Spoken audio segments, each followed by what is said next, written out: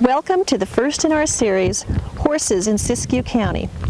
I'm Barbara Bradley, and horses I don't know very much about, but I'm going to learn something today. Today I am with Debbie Minder at the Specialty Quarter Horse Ranch here in California, by the California-Oregon border near Hilt. This is a horse breeding ranch specializing in quarter horses. Debbie, tell me a little bit about the operation of the fine horses that you have, and especially about the fine horse that you have brought out here right now. He is really beautiful. Well, Barbara, this is Johnny O. McHugh. He's a registered American quarter horse. He is a stallion that we use here at our breeding ranch, and he's also used as a performance horse. We take him to different shows around Northern California and Southern Oregon, and he's being shown currently in Western and English pleasure, trail, halter, and hunter hack classes. We have a trainer for him, Leslie Perry of Wairika, California. Quarter horses, Barbara, are a very versatile breed. They can pretty much do just about anything that's required of a horse. They are used for cow horses, they're used in jumping, racing, performance classes, such as I mentioned, the pleasure classes. They're very versatile, and they are used just for every different thing that is in the horse world. Quarter horses are characterized by their large muscling, as you can see here on their shoulder and their leg. The muscling is very large, round, heavy muscle. Their cheek is a very distinct cheek, large and round in here. J.O. is a fine example of a quarter horse, and he certainly is. I read in the paper something about you syndicating a horse. And is J.O. right. The one that you syndicated? That's right. J.O. is a syndicated stallion. What is syndication? He certainly is gorgeous. Well, syndication is where many investors get together and they pool their money into a fund that furthers the career of one horse. Now, it's very expensive to campaign a horse for show and training and all the expenses that go with that. You mean campaigning like advertising? Campaign advertising, stallion breedings, just the whole operation of a horse breeding ranch is very expensive. And so the syndication allows for a lot of people who are interested in horses and have mares of their own to breed also. They all get together, they pool their money together into a legal partnership where it's called a syndication, and that's where the funds come from to do all these great things with horses. Oh, wonderful. So J.O.'s been syndicated. He's the only syndicated stallion in this area. It is very, very good for a stallion to be syndicated, because not one person can't do it all themselves. I can imagine. He seems so even-tempered. He seems like such a nice horse. I've heard many stories about stallions, and I never thought I'd ever be so close. Well, J.O. is a very calm stallion. Most quarter horses are calm and relaxed versus the Arabian breed. I love Arabians. I have one too, but the Arabian horse has got a different kind of a disposition. He's a little bit nippy today because he's nervous about being on the camera. Just trying to kiss you, that's all. But either that or he wants to suck your thumb. I don't know. Yes. They're very calm. J.O. is calm, and I'll tell you, the thing about stallions is you really shouldn't be afraid of stallions. There are some stallions that are just very, very nasty, and the reason usually is their environment. If you keep a stallion locked in a stall and where they can't come out and run around in a paddocked area, see other horses, they have to be treated like a regular horse for them to have a good disposition. You can't lock them up and treat him that way. Let go. I can understand. He has such beautiful muscles. Do you run him quite a bit? He's exercised 4 times a week by our trainer, and then I ride him all over the hills up here to give him his endurance part of his exercise. Endurance, that builds up his circulation system? Uh-huh. The endurance allows him to go through about 20 classes in each show. That's wonderful. Thank you, Debbie.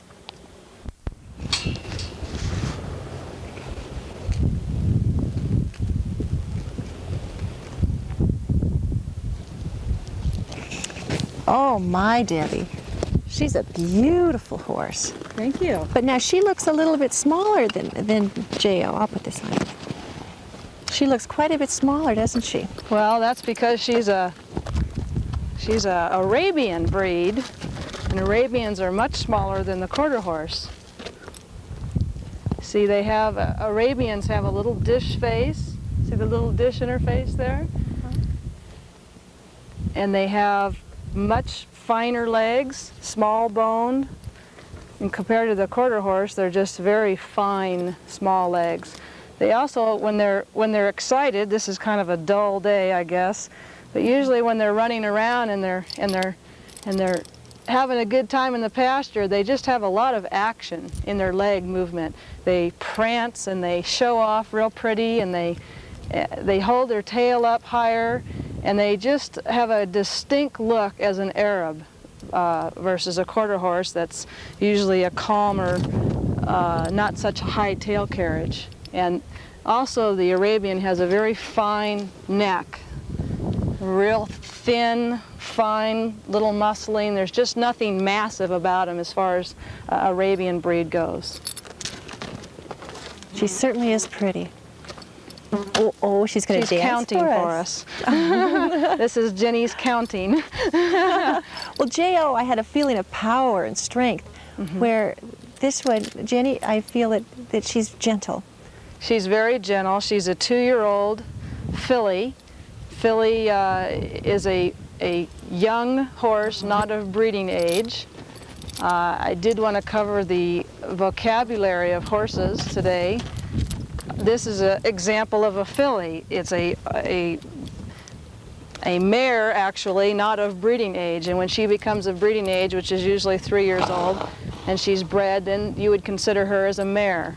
But right now she's just a little filly. Now J.O. is a stallion, which means that he is a breeding animal. He can be bred. If he was castrated, then he would be called a gelding.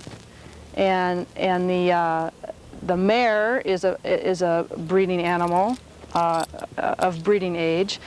A colt is a young male horse. A foal can be a colt or a filly. A weanling is an age of a horse. A weanling can be a colt or a filly, but a weanling is any horse that's younger than a year old. Then when they're a year old, then they call them yearlings. And a yearling then becomes a 2-year-old or a 3-year-old on up the way. But that's how people refer to the age of a horse, is by a weanling, a yearling, or a 2-year-old. You mentioned earlier that she was registered, that she was a half-registered Arabian. I don't understand how you registered. Do you register much as you register like a dog at the AKC, or how did the registration, how does it take place? Well, the registration of horses, usually when they describe the horse on the registration papers, it's usually by color or markings. So Jenny is considered a bay. A bay horse is any variation of color, but they have a black mane and tail. And there's a buckskin. I'll show you a buckskin later on. Buckskin also has a black mane and tail, but there's other characteristics that define them as a buckskin. Jenny's called a bay. Also in registration, they have markings. On the registration papers, they have markings. Now, I don't know if you can pick this up, but Jenny has a little star. It's just star is just a little teeny dot on the forehead. Don't put your head up now. We've got to put the head down. This is her little star. And I'll show you on some of the other horses I bring out. They can have stripes. They can have a snip. A snip is a little mark that's just down here on the nose. That's called a snip. Jenny also has on her back hind leg, back here, that's known as a distal spot. That little white marking on the hind leg is a distal spot. And horses have all different markings on their legs. These legs are what characterize their description in their registration. Now, half registry, what Jenny is registered in is called the half Arabian registry. And she is not 100% Arabian. Her mother was a thoroughbred Arabian mixture, and her sire was from over there in Scott Valley, Yadat. He is a full-blood Arabian stallion. So since her mother was not registered, she can only be registered in the half Arabian registry, but it's still part of the International Arabian Horse Association.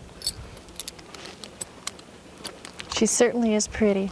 Well, I'm looking forward to seeing the differences between some of the horses, and we'll be doing that in a minute. This is Mandy.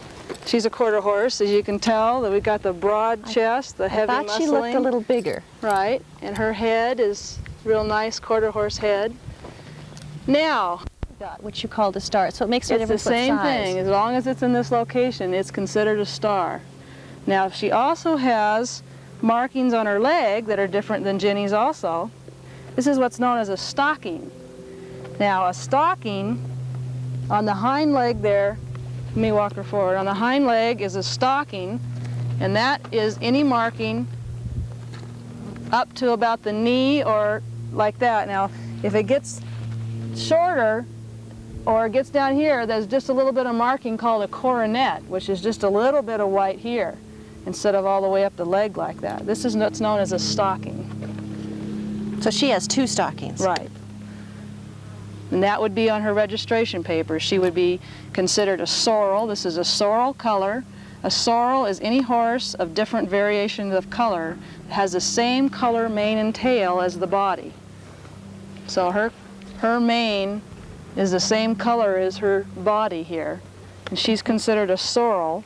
And then her registration papers on the back would show that she has a star, a stripe, and a snip, and would show the stockings, and would show exactly on the horses on the back of the registration paper, would show that colored in. So they would know that this is Mandy, the registered quarter horse. She's so pretty. They're so gentle. She's a real nice little mare. She's a quarter horse, as you can tell from what Debbie's explained to us, and she's going to tell us some more about her. This mare is by Imperial One. He's a very fancy stallion up in northern Oregon. Her name is truly Imperial, and she is a buckskin mare. This is a buckskin color. There's a breed association called the Buckskin Association, American Buckskin Association. So this mare is registered not only in the American Quarter Horse Association, she is also registered in the American Buckskin Association. So when you hear someone refer to a horse as a buckskin, it could be a buckskin of a different breed, but this is a quarter horse buckskin. She's also registered in the International Buckskin Association, so she's actually triple registered is what you would say. Now the buckskin characteristics are a light color like this. There can be dark, it can be darker, but what's characteristic of a buckskin is these legs, these dark legs, and they also have a dorsal stripe. Right along the top of the back is a color about the color of her mane. Goes right along down to her bottom, and you can probably see it in her, just above her tail there. You can see where the dorsal stripe comes down to the tail. Can you see that? So that's the characteristics of a buckskin. This is a buckskin quarter horse. She certainly is pretty. This has been fun. Did you want to explain this for us? Yes, I did. I wanted to show, we got a little flies out here. We just put some cattle on the ranch. And if your horse has any trouble with flies, you need to get one of these little things. I just made this out of an old hippie vest.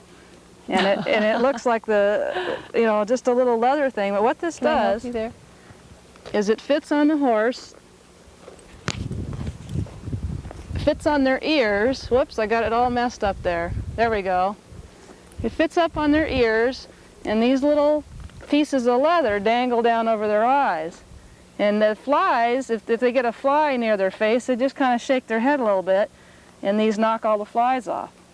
And so anytime there's a fly problem, you want to have something like this. The flies are really irritating to horses, and each one of our horses gets a little fly bonnet. Isn't that cute?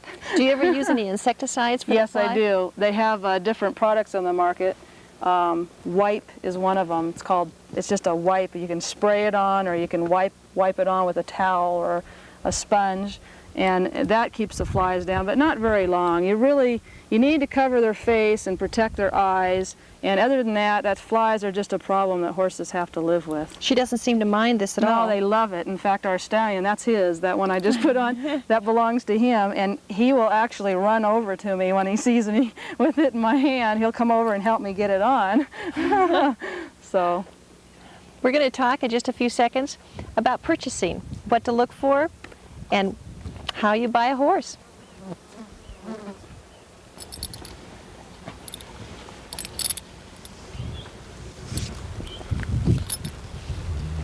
Here we are back with Jenny.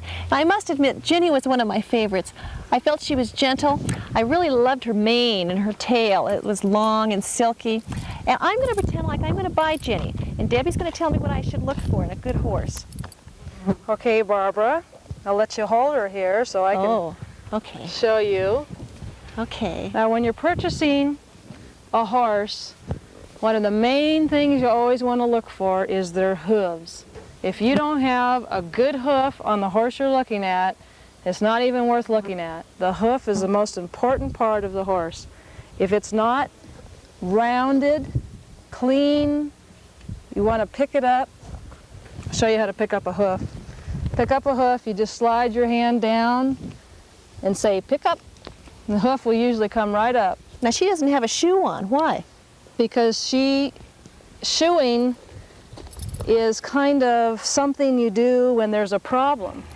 If there's no problem in the hoof, there's no need for a shoe. You see, shoeing is like an evil is what it is. And so Jenny's pretty young, she's only 2 years old, she doesn't need to have a shoe. Now, later on when I start riding her over rocks and things like that that may cause her hoof to wear unnaturally, then she will maybe require shoes. But right now, she gets along just fine without them. But what you want to look for in the hoof is you want to make sure that there's no foul odor. You want to make sure that the hoof is soft and pliable. It will have a healthy look to it. You don't want a hoof that is worn at the heel, where there's hardly any space in the heel here. You don't want a horse that has a puncture wound in their hoof, where a nail might have gone in. That could cause problems. Just want a nice, clean, healthy, well-trimmed hoof. That's the most important thing in the horse, because that's true when they say no hoof, no horse. That's actually true. The next thing you want to look for is the overall appearance of the horse. You want a horse that's got some flesh, got some meat on him. You want a horse that is shiny. That indicates a good nutrition program, a horse that's shiny.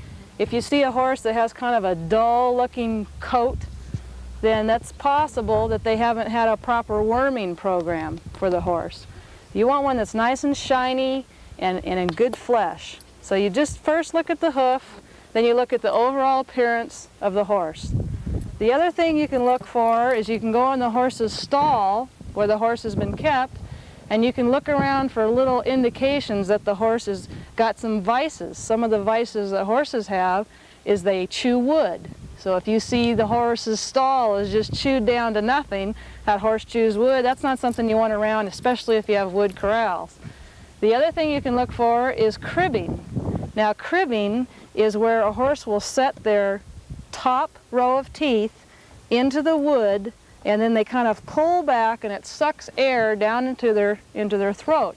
And you can see a horse that cribs by looking in their stall. If there's a flat level area in the stall and you see these places where the wood hasn't been necessarily chewed, but it has places where there's teeth marks all the way along, that's a cribber. You don't want a cribber, because that cribbing can cause colic and all kinds of problems. It causes unnatural teeth wear in the horse, and that's not something you want either. She knows I'm not accustomed to horses. I can tell. The other thing you want when you purchase a horse is you want a horse with a nice nostril.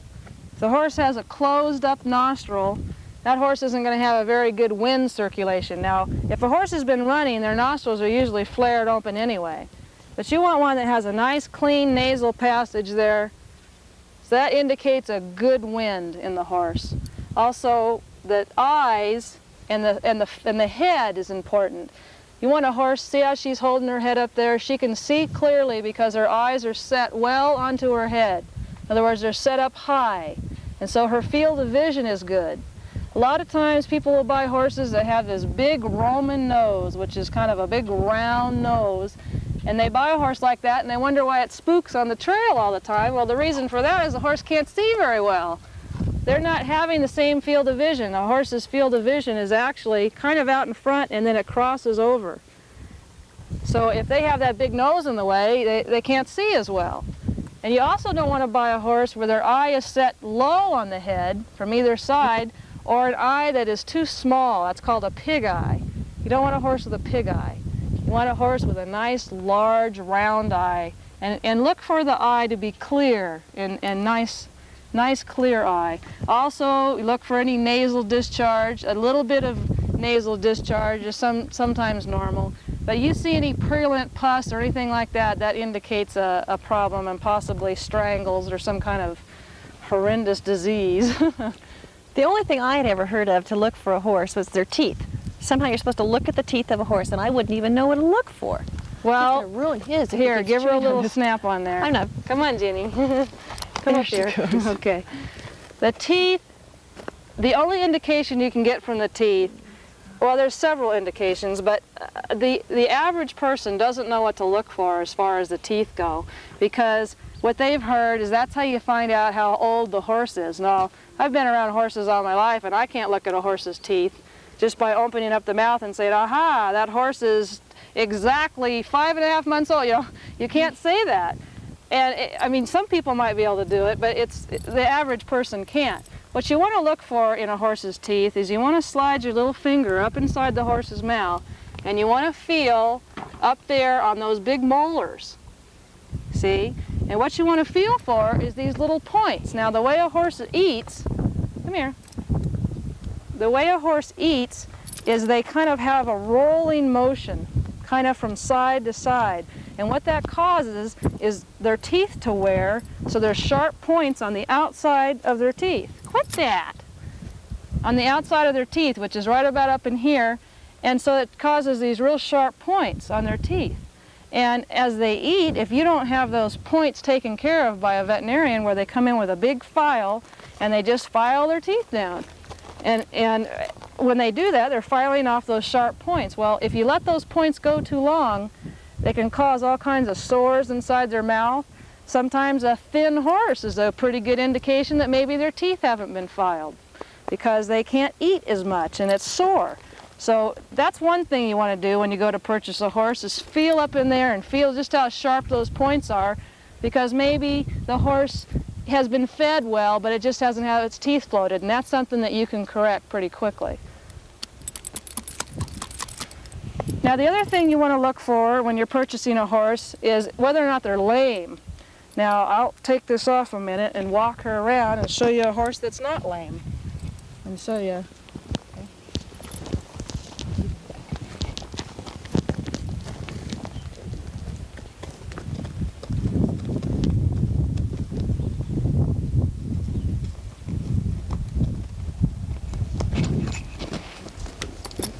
She seems to be very smooth. Let me get it for you. Okay, the main thing you want to look for is a limp or some kind of a lameness. Now, sometimes a horse, someone will walk out and show you a horse and say, isn't this a nice horse? And you can't tell it's lame unless you move the horse around a little bit. Well, there's different tests that you can do. I'll let you hold her again and I'll show you. You can do a thing called the flexion test. A lot of veterinarians will do this test when they have a client come for a purchase exam, which is something I recommend also. But the flexion test is actually where you just pick up the leg, and you bend the leg so that the hoof comes up to the shoulder. And you put a lot of weight on the knee area. You pull up against that knee area. You flex the hoof and the fetlock. You push on that, okay? If a horse is lame, chances are that's going to be kind of ouchy. And they're going to flinch or they're going to have some kind of a movement to let you know that that hurts. That's So you do that on each foot? You do that on each leg. Now the back leg you can kind of do, let me pull this over here. back leg you want to kind of do like this. Oh, whoops. Oops. There goes our sound. No, she's all right. She didn't step on it that hard. Oh, back leg, pick up. Hope she didn't hurt her foot. You want to pick up a back leg kind of real high. You know, don't be afraid of picking that leg up and finding out if that horse has any soreness in this area or the hock. Okay. She's got good balance too. Okay, get over. We don't want to step on our equipment here. Okay, so those flexion tests are real important. And all of these things you want to do, and you want to ask a lot of questions, and I always recommend that you have a veterinarian do a purchase exam. How can you tell about the temperament of a horse? You take them out and you try them out. If you are buying this horse for riding, you want to find out if this is a rideable horse. You get on it and you ride it. And if that horse tries to rub you off on a fence and rears up and tries to dump you on your head, Sure. You don't want that kind of horse. You want a horse that is the kind of horse that you can handle with your experience. A first-time horse owner should not go out and buy a quarter-horse stallion, you know, something like that. This little filly here, even though she's kind of running around today some, she is a perfect horse for a pet. Now, she's a little young for someone to ride because she is young, and they're kind of feisty and frisky when they're young, so you wouldn't want a youngster on a horse this age unless they were very experienced riders. But a good old horse, in fact, the horse I had was just nothing, it wasn't registered, it wasn't anything, it was about a $600 little horse, and she was ugly and everything, but she was a good pet, and I learned a lot on her. And she was about 12 years old. That's a good age for a horse, is about 12 years old. She's counting for us again. But 12 years old is where a horse has kind of gotten all that youngness out of them. They've had time to be ridden by other people. They just kind of know the trail, they know the ropes, and usually they're pretty calm. An older horse, 12 years or older. Yeah. Okay, I'll buy her. That depends on how much she costs. I haven't asked that yet. But now I have to find out how much does it cost, and what type of food do you have to feed a horse? What would it take for a year of feeding a horse? And what do horses need?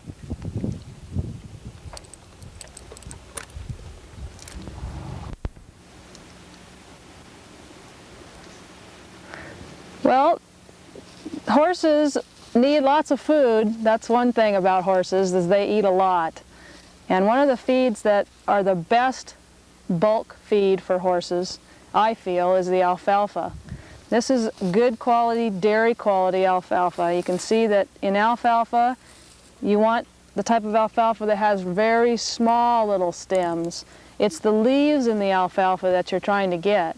You don't want alfalfa that just is real stemmy.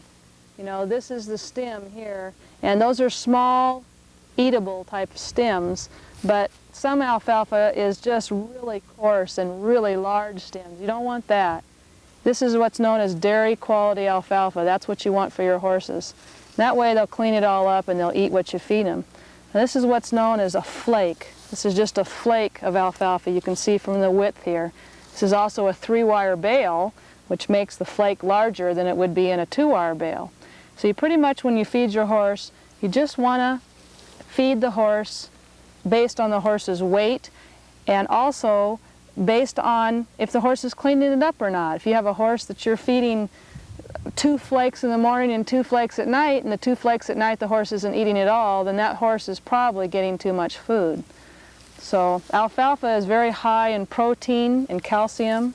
It's an excellent quality feed. It has all of the nutrients and requirements that a horse would have. It can be fed strictly just alfalfa with most horses. Some of the myths about alfalfa, I don't know, some vets might dispute me, is that it causes liver damage or kidney damage and things like that if they eat it all the time. But all the veterinarian books, University of California, Davis, and some of the veterinarians that I've talked to over the years, I feel that alfalfa is actually the best feed that horses can be on. Now, another feed that doesn't quite have as much protein in vitamins in is grass clover hay. Now, this is an excellent feed I'm not saying that's the only thing to feed to horses. It's quite expensive. It ranges anywhere from $75 to $100 a ton for alfalfa, whereas this is only $50 to $65 a ton. So it's a cheaper hay to feed, but you have to feed more of this than you do of the alfalfa because there's not as much in grass clover hay. And you also get the old hay belly sometimes more with grass clover hay than you would with alfalfa. But grass clover hay, this is excellent quality grass clover hay. You can see it just really doesn't hold together very well. It's more difficult to deal with as far as feeding flakes because the flakes kind of fall apart. But this hay has a lot of good clover in it. And the clover is what puts the weight on. The clover is the energy source. The grass is more like just a bulk. It's got stuff in it too, but the grass isn't as good as the clover itself. So grass clover mixture is what's good. And this is equivalent to, this is 1 flake of grass clover hay in a 3-wire bale also. See, it just kind of falls apart. So I feed this to all my brood mares are strictly on grass clover hay. That's all they need is the grass clover hay. If you're lucky enough to have pasture, that's actually the best thing for horses. You can see the pasture out here. I don't know if you can see it now, but good irrigated pasture is an excellent source of feed. The horses get plenty of exercise along with eating all the time.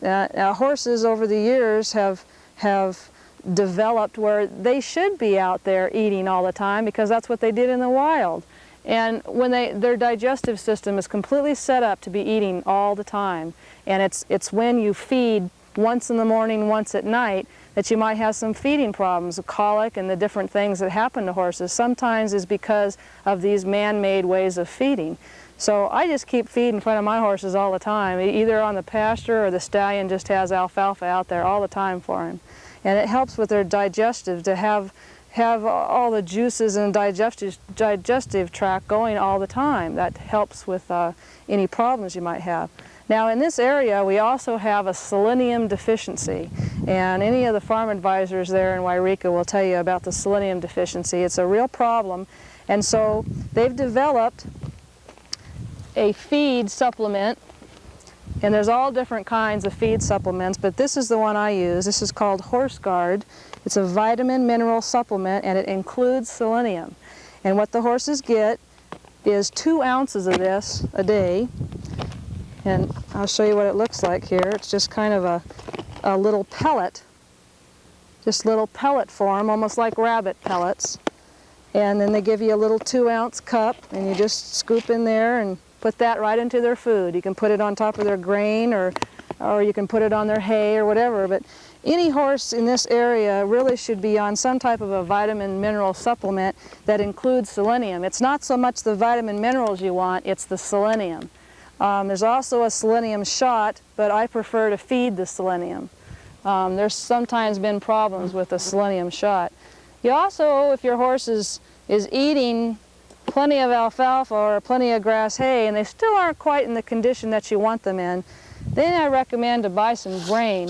Now this grain here is what I feed, and it's got corn and barley and all kind of little pellets, protein pellets, and it's a real good feed. And this is the kind of feed it is. I got the little bag right here. This is Rogue horse feed, and they have a little tag. It tells everything. It's the crude protein is 12%, and they have all the ingredients that's in there: rolled barley, rolled corn, whole oats, wheat.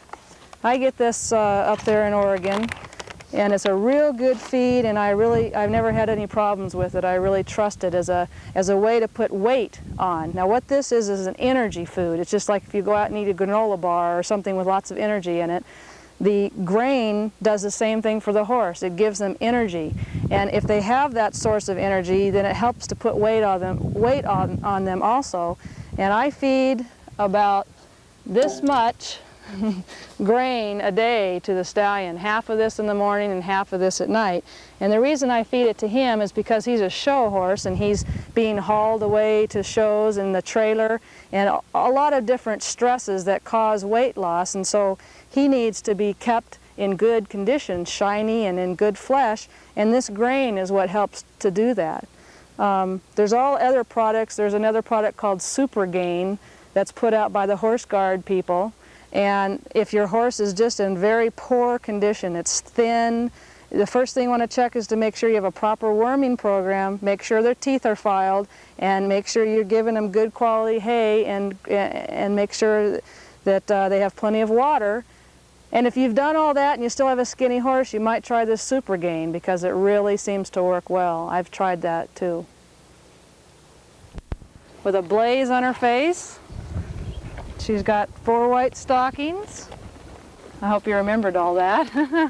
And what we're going to do here is give a little grooming demonstration so you'll know how to take care of your horse that you buy.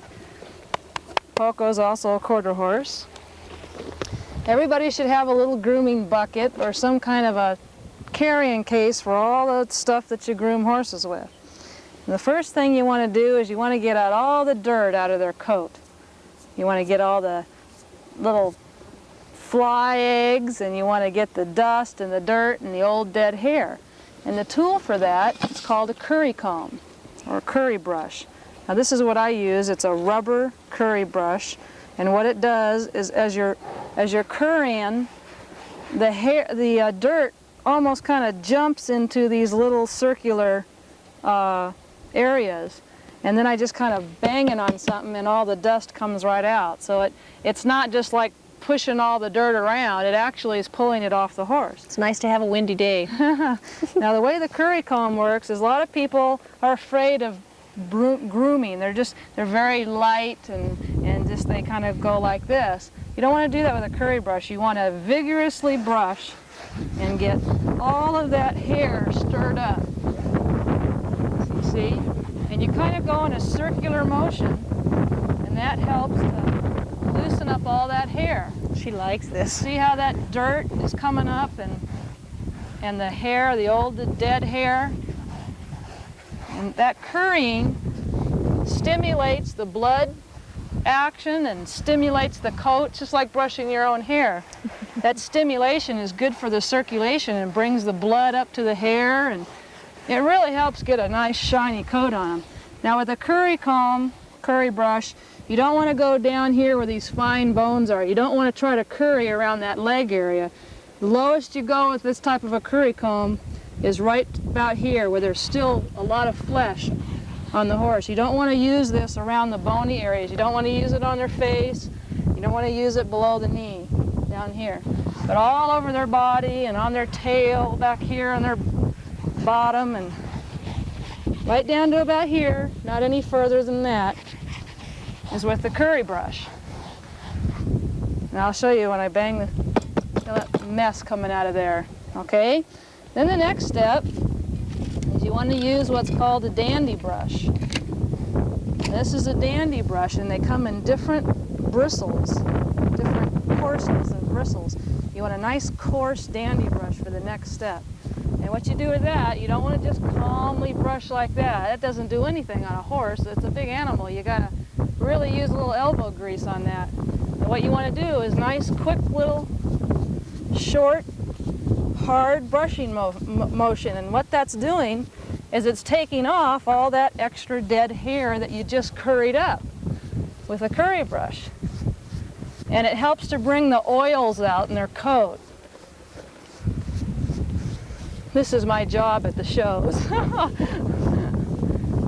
You see that? I can see where you might get a little tired after 4 or 5 horses. Right. Now you don't want to forget Mm-hmm. the horse's legs just because you can't use the curry brush. The dandy brush you do use on their legs. And the legs are, the hoof and the leg is the most important part of your horse, so don't forget that. Don't just brush up in here. You want to make sure you come all the way down here and you brush everything. And just do a real nice job and cover all down here. And when you brush a horse, you can also see every square inch of that horse. And if there's something wrong, a little cut or something that happens to the horse, you can find that in your grooming. So you really should groom every day to look around for those problems. So the next thing you use here is this hard bristled dandy brush. And really get everything, you know, right underneath there. Inside the legs, in here,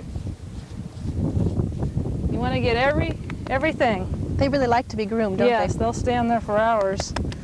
Okay, then the next thing, this is a dandy brush also, but you can see the difference between the two. Well, one's older, but this is a hard bristle. It's coarse.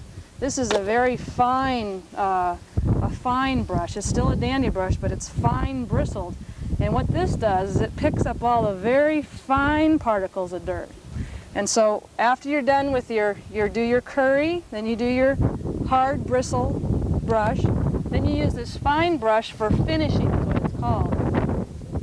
You just kind of, you still want to use that same quick little motion like that. It's not kind of a poke, it's still a stroke, but it's kind of a quick stroke so that that stuff flies off. Make sure you get the legs again, because these little bot flies get around and they get these little yellow bot eggs, and that's how they get bot worm infestation, is off of these little eggs. They get down here and they pick at their leg with their mouth, and those eggs go in there and it starts a whole cycle inside their body. So you make sure you brush those legs too. Get those bot eggs off of there.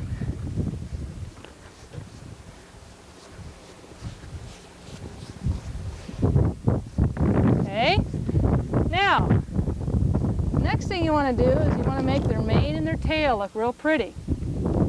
Now some people start with a mane and tail, which is fine, and probably the better way to do it, because as you brush down you're pulling more stuff back down in their hair, but it's usually not very much. And you can see from her mane it just looks kind of straggly there, doesn't it? Just all kind of straggly looking. Now this is a slicker brush. It's just like you can buy in a pet supply place just for a dog. It's just called a slicker brush. Now I prefer to use this because the combs, there's a comb, I'll show you. This is what they call a mane and tail comb for horses. And if you ever try to get one of these through a horse mane, you might as well forget about it. I use it just for pulling the mane, which is something for show. But the slicker brush seems to get through everything a lot better. And it sounds like it's ripping it out, but it really isn't. You just brush it just like you're brushing anything else. I mean, there's no technique to it. You just don't want to pull too much hair out.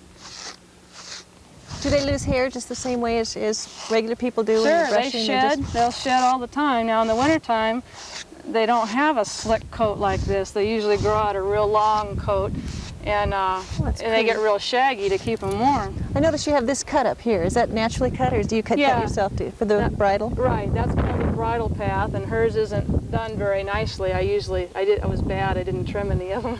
But this bridle path is for where the halter goes or where the bridle goes, and it just gives them a cleaner look. Now see, if this was short, see, it just give her head a nice look without having this mane come all the way up and dangling down in here. It just makes them look nicer. But you just brush there and see how that looks a lot silkier there. Nice little mane. And you know, you shouldn't be, if you got a horse that you're afraid to stand behind, you shouldn't have that horse, because horses really shouldn't be a kicking type. I mean, horses are very trustworthy, they should be. And if you can't trust your horse, you shouldn't have a horse like that. And so when you're brushing your horse, you know, you don't want to just ask for it, but you might stand off to the side and brush their tail. But I trust all my horses, and I usually just get right behind them and just brush right down. Make their tail nice and silky. And usually on a mare, if you're grooming on a mare, you want to just kind of move their tail over a little bit and check back there in their little genital parts, because you want to make sure they're all cleaned up back there. They don't have any kind of infection or something going on. You just want to make sure you just take the time to look and see how they're doing. Especially with brood mares that are carrying a foal for you. You want to make sure you're not having any abortions or anything like that going on.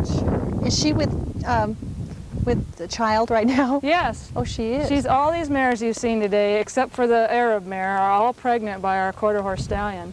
And she is 5 months pregnant, this mare. And how long is the gestation period? Gestation period in horses is 11 months, and they usually don't require anything extra except rhinopneumonitis shots, which is a shot 5, 7, and 9 months of pregnancy. They get this rhinopneumonitis shot. Prevents abortion. It's kind of like a cold. And Is that a common thing to? yeah, you should. You should give them that in this area. It's just a preventative thing, and it's better to do it and prevent it than it is to have something like that happen. But they usually don't require very much until the last 3 months of pregnancy, and that baby goes from nothing to, I mean, it grows and leaps and bounds in those last 3 months, and that's when their food requirements and a lot of they have extra requirements during those last 3 months. But before that time, they really don't, and you really shouldn't feed them till they get really fat. Now she's just kind of fat and overweight because she's out there on the pasture, but you really don't want them to get fat having babies. Now I'm hoping to exercise these mares before, you know, their babies are due. But this particular mare is pretty difficult to exercise because she broke her leg. She's from Visalia. She was shipped up here from Visalia, California. And the reason that I got her basically is because she had a broken leg, and she's useless to them as a riding horse, but she's a fantastic brood mare. And it's really not true anymore if a horse breaks their leg that you put them to sleep. That's kind of old-fashioned. Now, in a lot of cases you have to, but in this particular mare's case, she broke her fetlock in this leg. The bones around the fetlock area were broken, and she's very lame in it, but there's no pain or anything like that. And she makes a fine brood mare. It healed up good enough that she can get around and she can eat and she can run on it even. It's just that she can't be ridden. So it's not really true anymore when a horse breaks her leg. Well, they have better equipment now too, don't they? Yeah, UC Davis is an incredible place. You just pick all their feet too when you do your grooming, and I showed you how to pick up the foot. You just pick up like that, and then the hoof pick cleans out. You couldn't see it anyway, even if I should. But the hoof pick, you want to clean out these little frog area, these little crevices, and you just want to check for nails or rocks or anything that might be in there that's putting pressure on the hoof. And you clean all that out. Now, the other thing is that you don't want their hooves to dry out too much. One way to keep their hooves from drying out is to let them stand in a boggy area, like around their water trough, or out in a muddy pasture or something like that. If their hooves are real dry, that's where they should be, is standing in some mud to get those hooves moistened up again. There's also some hoof conditioners. One of them is called Hoof Flex, and that's kind of a pine tar base, and you just get a paintbrush and you paint it on their hoof in the frog area, and it softens up the hoof also, and it's a real good product. And then you just want to kind of, after you do your grooming, you want to check in their ears. Oh, she's saying hello there. She's showing you her teeth. You just want to check their ears because a lot of times they get little mites. They get little mites and bugs in there that kind of bite them all the time. So you want to just check to make sure they don't have anything like that in there. And if they do, you just get them out so they won't continue biting them. You also want to check to make sure their eyes are not running, and check their nose, make sure there isn't any nasal discharge, and just kind of look in their mouth. And grooming is just kind of an overall check to make sure the horse is doing well and they're healthy. And it's also a way to just keep them in shiny, good condition all the time. A nice, clean, shiny coat. And you do this every day? Well, pretty close to it. I kind of cheat because I got so many horses, but I keep them, I think I get to each horse at least once a week because I have a bigger operation than most people. Yeah. But, you know, I think if you just had your own horse, you really should groom him every day. You know, just one horse that was your pet. Because there's lots of things that can happen to them, and you want them to look nice, and you've got time for one horse. Debbie, tell me, how much time does it take to really take good care of a horse daily? I mean, after you get it down, you have a pretty good schedule and a pretty good system. Mm-hmm. How much time does it take? Well, for me, it takes about 4 hours a day because I have all the mares to check on, feed, and take care of. And the stallion in himself, just the stallion takes me 2 hours. Mm-hmm. So when I had just one horse, I would say that I could spend an hour a day with a horse. Now, if you ride him, it takes longer. If you exercise them, but about the minimum care of a horse is every other day to see them and groom them. You don't want to just let them stand out in the pasture for 3 months at a time without ever looking at the horse. But horses are pretty hardy animals, and it's not very often that you have one that, you know, that has a sickness or something. If you have a lot of garbage laying around your house with nails and boards and things, and you're going to have more problems than someone that just has pasture, can let them out there in the pasture. Sure. But then again, I check all these mares every day to make sure they're all right. They come out of the pasture, and I check to make sure they don't have any cuts or bruises or lots of things can I think happen. it's so important for our young people to know, especially the ones that are wishing that they could have a horse. It's so important to know how much time it takes. These are big animals, and they take time. They need love and a lot of care, but they're not something you can ignore. Yeah, you can't just lock them up and forget about them. She's going to walk. It's a way of life. Now you want to show us some books and a few other things. Right. What else are we going to get into next? We're going to look at all the different breed organizations in this area, and we're going to look at some of the magazines, books, and articles that I read. Very good information magazines that anybody can purchase. They're not just for breeders, they're for everybody. Good. Let's do that.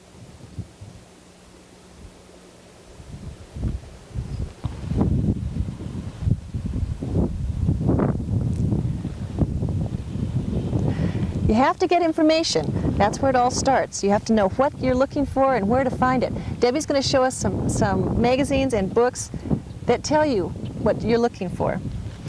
Okay, there's lots of different magazines that anybody can buy or purchase around the Southern Oregon, Northern California area. One of the magazines that I read is called the Lariat. This is the July issue of the Lariat. And the Lariat is an all-breed magazine. In other words, it has Arabians, quarter horses, Appaloosas, draft horses, any kind of breed that you're interested in. And the beginning of the magazine has advertisements for horses for sale. It has the advertisements for people's stallions, if you're interested in breeding to a particular stallion. And then in the back it has all the different shows that are coming up. This is an open show, Oregon Bred and Stallion Weanling Fraternity coming up here. And they have all the shows all over the Southern Oregon, Northern California area in this magazine. So you can pretty much find out what's happening and when it's happening. And this magazine's available for $1. It's in Aubreys there on Main Street. It's also at the Westerner up in Oregon and the Silver Saddle. Does the tack library shop in have Phoenix. this one? No, this is usually in any tack store, a tack store or shop. But it's actually a Pacific Northwest magazine. That's the area that it covers. So it's a real good one though. Lots of good articles in that one too. This is another magazine that I just love, is the California Horse Review. This magazine covers the snaffle-bit fraternities, which is a big type of events that happen up here now. The California Horse Review covers all breeds, but mainly quarter horses are in this book. They have advertisements for horses for sale also. They also have a directory that has all the different associations, all the different breed associations, their addresses. It has the boarding stables, breeders, photographers, real estate for sale. Anything that you want that involves anything about horses is in this magazine. It's an excellent magazine. It's available for $2.50, and I believe L&M Supply carries this one. This is another magazine that is the Southern Oregon, Northern California area. It's called the Stable Talk. It's an excellent little magazine. I advertise in this a lot. It's $1. You can get a subscription, I believe, for $7.50 a year. And this has all the little local stories about shows that are in this area and the different advertisements for stallions in this local area. This magazine is specifically for this local area. So if you want to know what the shows are right here in this area, this is the magazine to get for that. This is the Quarter Horse Journal. As you can see, this is an enormous first-class magazine. Most of the pictures in it are color. I'll give you an idea of what goes into the Quarter Horse Journal. One page in this Quarter Horse Journal, for them to advertise one page of this, just that one ad, right there, one ad, color, full page, is about $1,000. So when you look at the thickness of this magazine, you can imagine the money that's involved in advertising of quarter horse stallions. This is a Quarter Horse Journal, and it's available through the Quarter Horse Association. I can give you the address. It's the American Quarter Horse Association, Amarillo, Texas, and I'll get you the zip code here in just one moment. Zip code is 79105.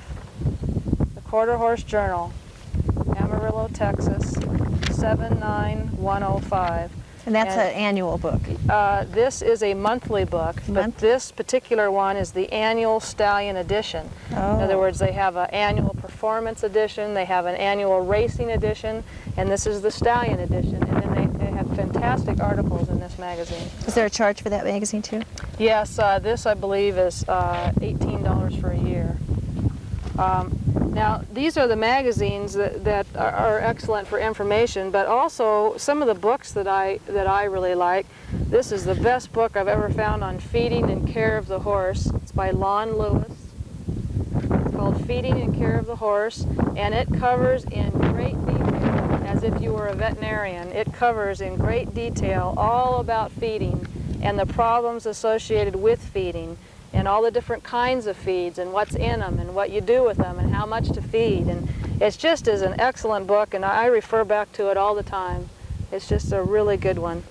Now this one was given to me, this was my inspiration to be a breeder. This book here was written by Warren Evans. He's a PhD, he teaches animal science at the University of California, Davis. And Warren Evans wrote this book along with 3 other veterinarians from Cornell University. And this covers everything you'd ever want to know about horses, and it's written for the layperson. It covers selection of the horse, nutrients, nutrition, racing, recreational use of the horse, history and development, all the different breeds. So if you're looking for a horse and you're not sure what kind of breed you're interested in, this book has all the characteristics of the horses and their history, their development, just everything, all about the nutritional needs of horses. It's just a first-class, all-around book, and I refer to this daily. Kind of your encyclopedia. This is my encyclopedia about the horse, and Warren Evans is just a very knowledgeable animal science professor there at UC Davis, and he's the one who wrote this book. Well, Debbie, I really want to thank you. We have enjoyed this tremendously. I have one more question to ask you. How did you get started in this? How did you ever become a breeder for quarter horses?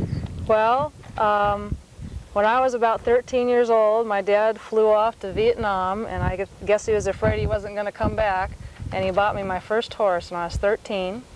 And she was just the little nag I was telling you about. She didn't cost very much and didn't cost very much to keep and wasn't registered, but she was just a great little horse, and that kind of inspired me to have a desire to have horses or have a career with horses. And as I grew older and got married and had a husband and a way to support all this, then this dream kind of became a reality, and the purchasing and syndicating our stallion was kind of the culmination of all that, and having all these mares pregnant by him and all the little foals that are going to be born next year and in the spring, and seeing them run across the pasture. And that's just a dream, and I'm realizing it now, and I love quarter horses. I feel that they're a very versatile breed and lots of money into them, and it's kind of a business too. I mean, it's mainly a business, but I enjoy it too. It's fun, and it's rewarding to breed a stallion into a mare, and then the next year have the result that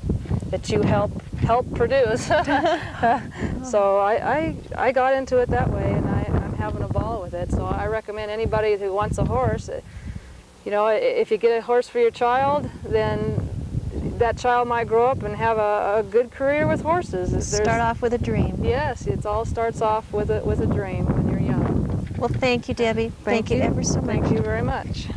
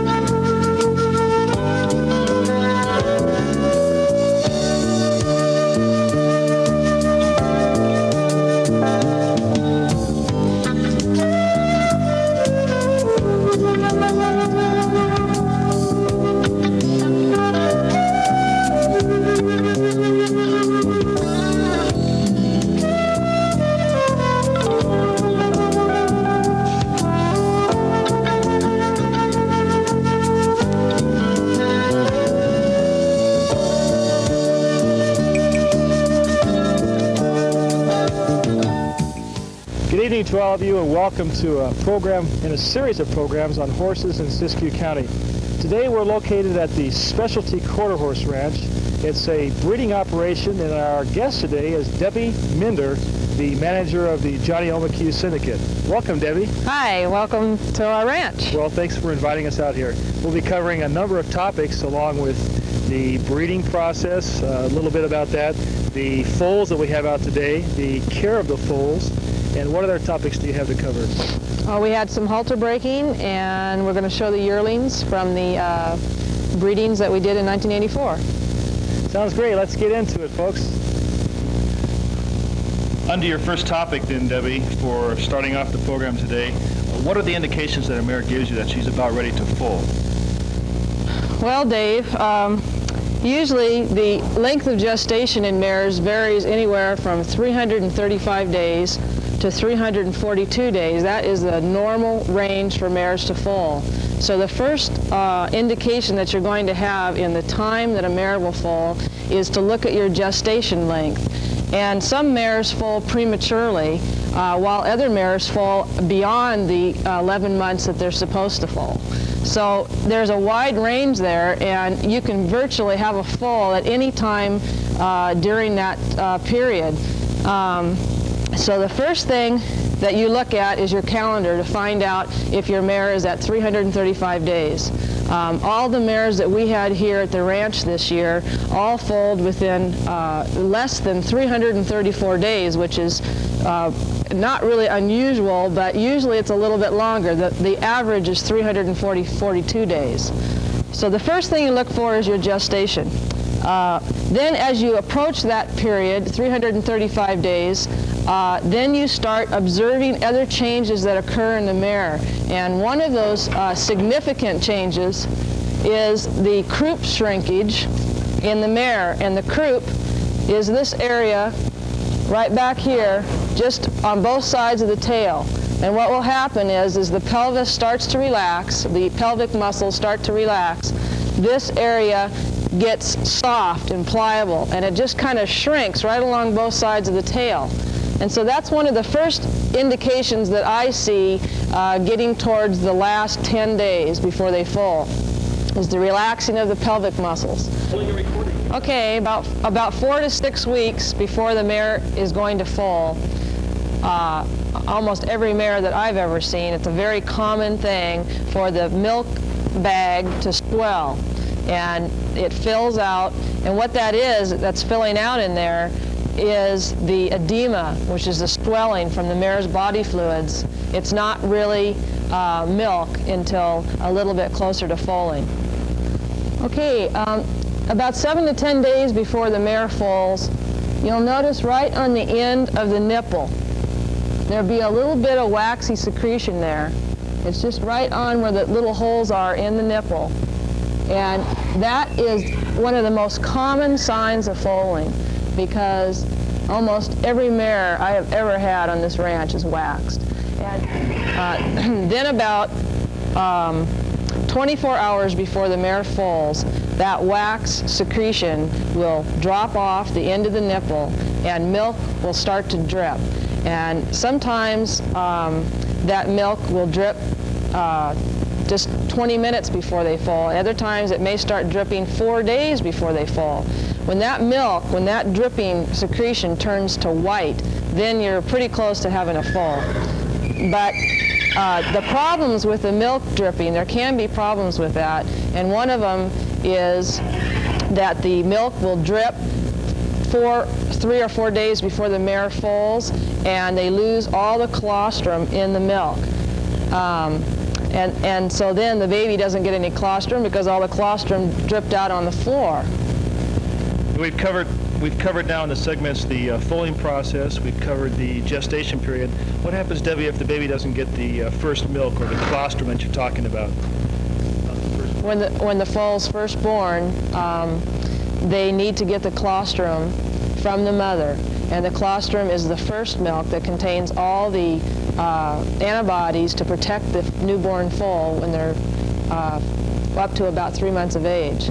And if they don't get that colostrum, then they virtually have no protection against disease or infection, and it's a real bad thing. They have to, they do have a new product on the market called a plasma transfusion that you give the baby a transfusion and then it's covered under the antibodies, but it's very expensive, and so you really want to be sure that that baby is up and nursing that mare as soon as possible to get that colostrum. We're going to talk about some weaning, the weaning process with foals, and we're inside the creep feed right now. I'm here with my husband Michael, and basically when the foal is about 2 months of age, you can build a little thing called a creep area, and it's where the babies can get in to eat, but their mamas can't. In the creep feed, the way it works is you just put a board up in your fence line or in a corral like this, where the babies can come underneath. See, this little baby here is getting ready to come underneath, and they can come in and eat, and the mare has to stay out there in the pasture. So the baby gets all this good nutrition, and the mare is out just eating what she normally gets. Come on, babies. This is a little creep box here. We just put their grain in here, and we put alfalfa out for them, and they all come in and gather around the box and eat their grain.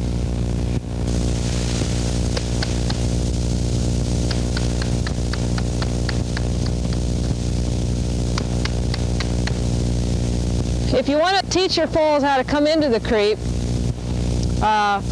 one of the ways to do that is to bring in a real docile mare that gets along with all the foals and let her eat out of the creep for the first couple days along with the foals. And it makes them more comfortable, makes them feel that they want to come into the creep and eat. And the mare will basically kind of teach them where the box is, where the food is, and pretty soon they'll all come in by themselves.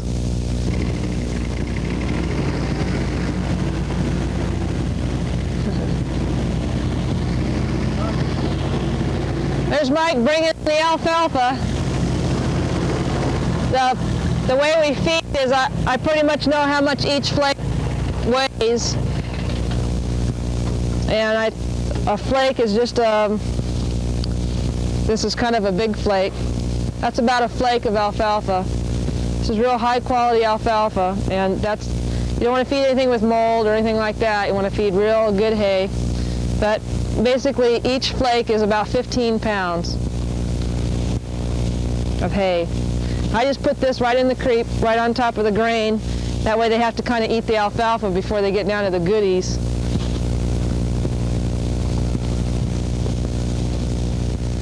Babies pretty much eat starting about 2 months of age. You want to start feeding them just like this. And they won't eat as much in the beginning, but pretty soon, the good thing about feeding them this way is it helps with the weaning process. And basically, if the baby at 4 months of age is eating 85% of its diet, of the food, out of the creep feed, then, and it's only going to the mare for the other 15% for the milk, then that baby should probably be weaned because it's getting more out of this than it is out of the mare's milk. When you wean your foals, what I do, if they're used to a creep feed, it's less stressful because they'll come in and they'll eat. And then while they're eating in the creep feed, you can kind of steal the mare away. And I just take her down on a ranch down there, maybe a mile or two from us, where they can't hear each other scream and call for each other. So that's real important, is to make sure that the baby cannot hear its mother, or vice versa, because they'll just continue to be upset and try to go through a fence to be with each other. So when you separate them, make it a final separation. This foal here is a little colt that was born a sorrel, real light sorrel color. And I thought he was going to be a sorrel, but what happens with foals is, come about 2 or 3 months of age, they start to shed off that baby hair, and they get their true coat color. And some horses change continuously up till the time they're maybe a year old, they change color. This baby's legs, you can see that light color. That's the color he was born with. And what's coming through on his legs is the dark liver chestnut, which will be his permanent color. And all of that light hair on him is what is his little baby fuzz, and he's shedding off to be a dark liver chestnut, as you can see on his neck and his face. That will be his true color. Back of his legs there, that dark liver chestnut will be his true color when he's all grown up. You can also see on his tail, it's kind of a light flaxen color, but up right there at the base of his tail, where it comes out of his rump, is all that black hair. So he's going to have a really dark liver chestnut tail. They start shedding off around their face first, so you can see around her eyes, and then it continues down their neck, and pretty soon their legs, and then by about September, all that baby hair will be gone, and they'll be the true color for their when they're mature. Now, Debbie, we've covered the foaling process, we've covered the weaning process. I guess the next is the nitty-gritty of getting to halter breaking. What processes or methods do you use here at Specialty Quarter Horse Ranch to halter break your horses? Well, Dave, the first thing you have to do is you have to catch them. Okay, let's go catch them. Now for the halter breaking, which is the most exciting part of raising foals, especially for me. You have to start with a really good little foal halter. Make sure that it's new, that it's not frayed, that it's strong, with good buckles and clips on it, so that you don't have the halter break while you're trying to train them. And make sure you have a nice lead rope with a good snap. And I also use quick releases sometimes when I'm tying to the fence. But basically what we're going to do right now is we're going to go inside the stall where we have the foal, and we're going to push him up into a safe corner and catch him and put the halter on. Okay, this is the first time he's had a halter on, and so he's just now, this is his first experience here, and he's doing pretty well. He's settled down. He's not flipping over backwards or doing all the funny, wild things that they do when they first get a halter on. We're going to attempt to move this foal, pushing or pulling, however you need to do it, over to the fence where we have a place to tie him, and teach him to stand tied, which is the next step. And we're just letting him stand here quietly on the end of the halter, or the end of the lead. And they'll pull back, and then they'll come forward. The main thing you want to do is you want that horse to want to come forward. So if he starts to pull back, you want to keep him from going back by pulling back. The minute he steps forward, he comes forward, he gives forward movement. You want to let loose on the lead. So pretty soon they learn every time they pull back, it's hard on the head, and every time they come forward, the tension releases. And it's just kind of a positive reinforcement that teaches the horse to come with you, to come forward. And see, he's pulling back, and he gives in, you let loose on the lead. Okay? Then when you want them to start leading, then the best thing to do is to get the mare to walk out in front of the foal. The other way, and then the baby just follows. The other way to do it is to kind of wrap the lead in your hand like this, and you move in alongside the foal where you can just kind of tap at the foal's side and drive him ahead of you. You can always slow him down, but it's hard to get him to start walking up to your shoulder. We have him on the fence now where we have a rubber inner tube here. This rubber inner tube, there's been many articles written about them, that they help to prevent the foal from dislocating their neck when they pull back, and all the different things that they do to themselves when they're learning to be tied. So this rubber inner tube helps to prevent from them dislocating their neck. What we also have on there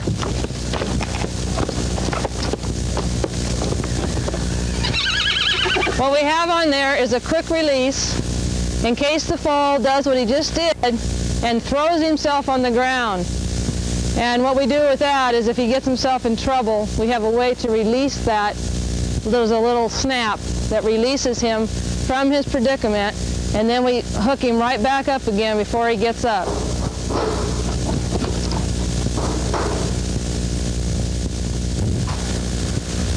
These are the antics that new foals do when they're learning to be tied. And it scares owners half to death because you're afraid they're going to get hurt. Sometimes they do. But you have to kind of let them do this, because if you have a horse that you can't tie, you don't have a horse. Horses have to learn to be tied, and this is where it starts. You don't wait till they're 2 years old. You start at a young age. Even younger than this is better. You just tie them up to a stout fence and you leave them there. Watch them. Don't just go off and leave and have coffee somewhere. Make sure, because they do get in trouble where you have to release them.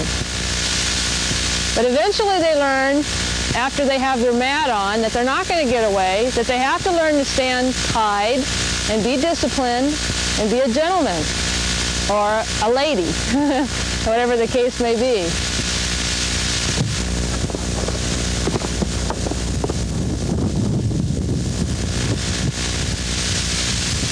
Main thing is you want to have a real safe place to do this. You have a solid panel here where they can't stick their leg through. Sometimes they want to jump over things, so make sure it's tall enough. And you want to make sure they can't get their legs in underneath something and then try to get up and break a back leg. So you have to have a real safe situation to do this in. Always be sure that they have a quick release in case they get in trouble. Now that the colt is settled down to a certain extent, he's still going to pull back once in a while, but he's loosening up on the halter, he's starting to stand, he's accepting the brushing without acting like an idiot. And this is where basically you want to stop the first lesson. When they're standing tied, they're accepting your brushing, and they're not acting like jerks where they're jumping up in the air and trying to get away. This is basically the first lesson for halter breaking. Debbie, what other requirements are there to taking care or keeping your colts and fillies healthy? Well, we can show you that with start off with the trimming of their feet. That's one of the most important requirements. Yeah, let's take a look at that. Okay. Some of the other requirements for a newborn foal is when they're about 2 months of age, you want to start having their little feet trimmed. Sometimes they need to have them trimmed sooner than 2 months, but the norm is about 2 months. We'll just have the trimmer come out and round off those little toes. They get a real pointy toe. You want to round that off. And you want to trim them every 6 to 8 weeks, just like an adult. The most critical time of their lives is when they're young, not only for the trimming, but for their veterinary care. They need to be wormed starting at 2 months. It's recommended that you start with a pipe.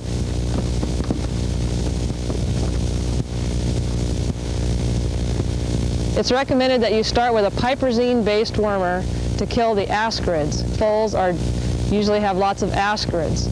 And then when they're 4 months old, try the Equilin, which is the wormer that is a real excellent wormer that covers all the worms that foals get.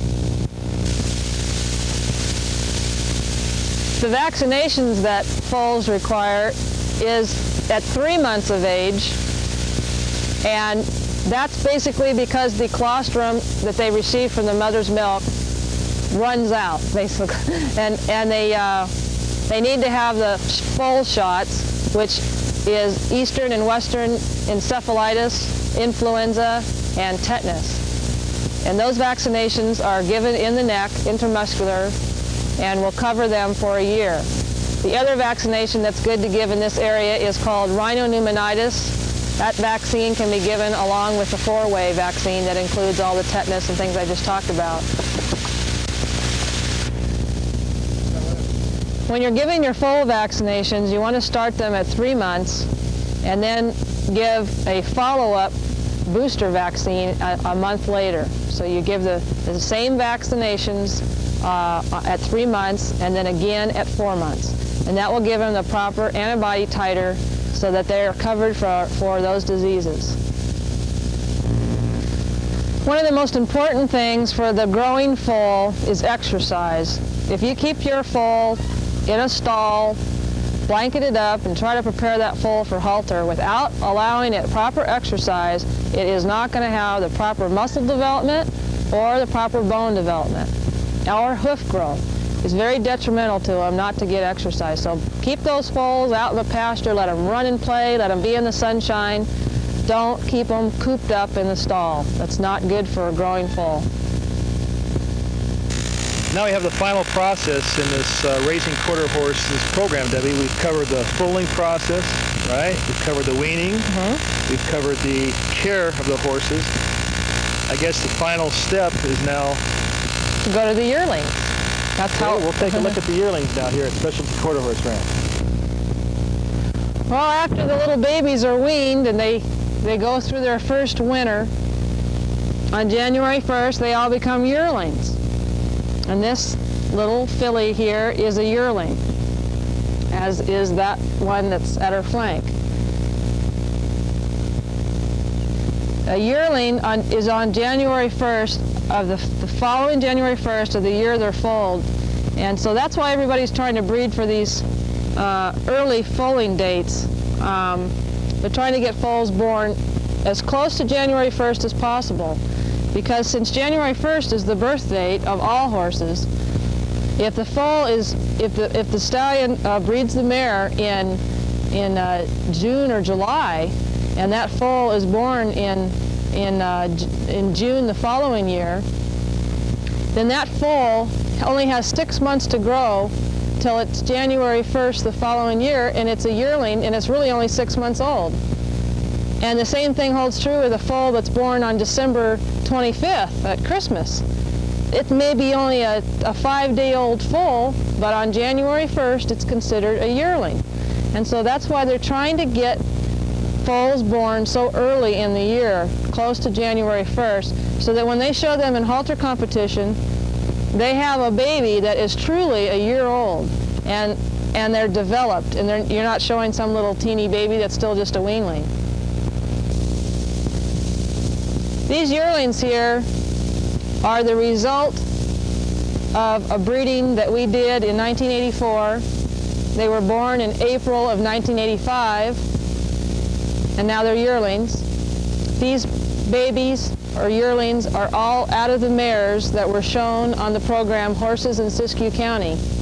And if you remember, during the grooming session of that program, there was a mare that looked very similar to this little filly. That was her mother. And we talked about her being in foal. Well, that was about 1.5 years ago, and this is the result of that breeding out of that mare. And this is Johnny's Dreamweaver, and she's a little foal we're showing in the quarter horse circuits in halter. I want to thank you folks for joining us this evening on the program Raising Quarter Horses, and I'd like to thank Debbie Minder for being our guest this evening. Well, thank you, Dave. I've enjoyed having all you out here. We'll try and be out here again. And to all of you folks, the best of luck in raising your quarter horses. This is David Vincent at Specialty Quarter Horse Ranch on the California-Oregon border.